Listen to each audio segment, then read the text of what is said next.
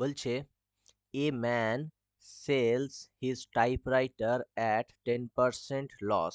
If he sells it for rupees 120 more, he gains 10%. The cost price of the typewriter is, বলছে একজন লোক তার typewriter 10% লোকসানে বিক্রি করে। যদি সে এটি 120 টাকা বেশি দামে বিক্রি করে তাহলে সে 10% লাভ করে। টাইপরাইটারের ক্রয় মূল্য কত? তাহলে এখানে সিপি চেয়েছে। আমরা একটা ফর্মুলা দেখি। এখানে দেখুন 120 মোর লেখা আছে, সেই 120 ইন্টু 100 লিখবো।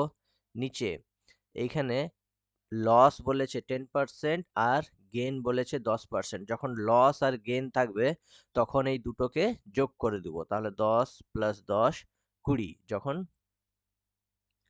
লস অ্যান্ড গেন বলে থাকবে তাহলে 20 20 6 120, তাহলে 600 টাকা।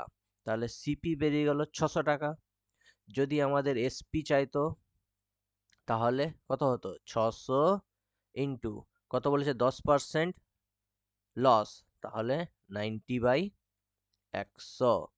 তাহলে তখন এসপি কত হয়ে যেত? 540 টাকা। তাহলে সিপি বেরোলো 600 টাকা। যদি এসপি জিজ্ঞেস করতো তাহলে হয়ে যেত 540 টাকা।